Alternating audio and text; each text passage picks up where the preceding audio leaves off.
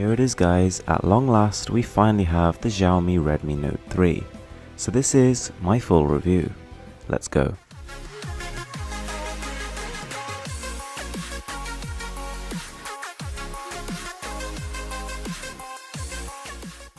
So towards the end of last year, the Redmi Note 2 shocked us with its almost unheard of price to performance ratio, and now we have the Redmi Note 3 with an all-metal unibody design, an even larger battery and a fingerprint scanner on the back. So let's see how the phone fares. Literally from the second I picked up the phone, a smile spread across my face. It feels really nice in the hand. It's got these lovely little curves. It's got a cold finish which is grippy but at the same time sleek and smooth.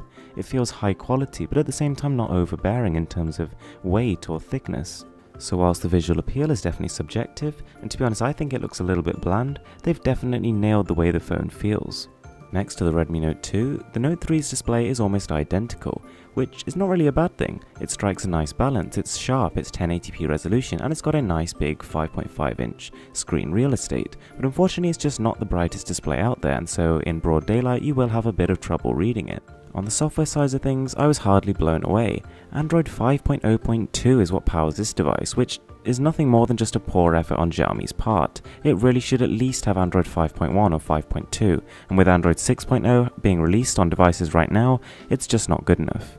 Nonetheless, as we've come to expect from MIUI, you actually get a very smooth, slick and sophisticated experience. There's tons of customization. The fingerprint scanner works an absolute charm, it's better than the one on my Galaxy Note 5, and everything is presented in a very easy to understand manner. So it's not exactly a bad operating system by any means, it's just not up to date, and that is disappointing. Now the performance, and this is probably what you've all been really wondering about, and I have to say it's a fantastic performer. Scoring about 45,000 on Antutu, it's hardly acing the benchmarks. I mean my Galaxy Note 5 scores almost double of that. But whipping out the games, and I genuinely could not fault the phone.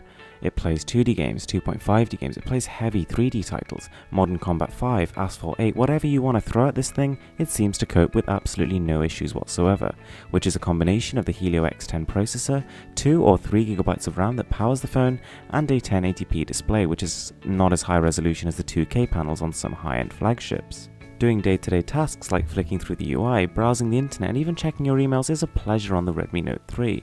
The internals really keep things ticking over at a nice pace, and the screen size and resolution make it an enjoyable viewing experience. And with these relatively beefy internals you would expect there to be a big compromise in terms of battery, but this is where Xiaomi has really reinforced the Redmi Note 3.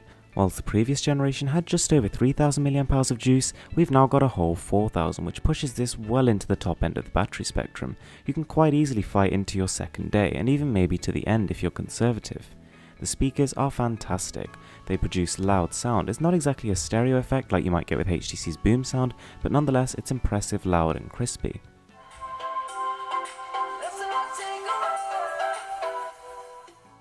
So you may also be wondering what the camera performance is like. This is somewhere where the Note 2 excelled, and I'm happy to say that the Note 3 takes that even further.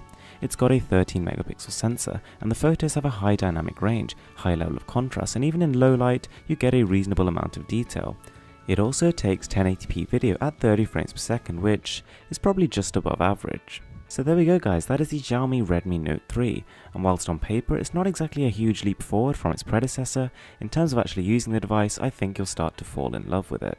The metal build materials take the quality to something that is unprecedented for this price point. The larger battery corrects one of the very few problems I had with the original smartphone, and the fingerprint sensor is a really fast efficient way to log on to the device. The inability for you to actually put a microSD card in to expand the storage, and the lack of a recent version of Android are confusing exclusions from the phone. But that aside, its juicy battery, well above average camera, and screen and powerful internals that are geared for gaming will impress you all the way along, and I can safely say that the Redmi Note 3 is so far the best smartphone that I've ever used under $200.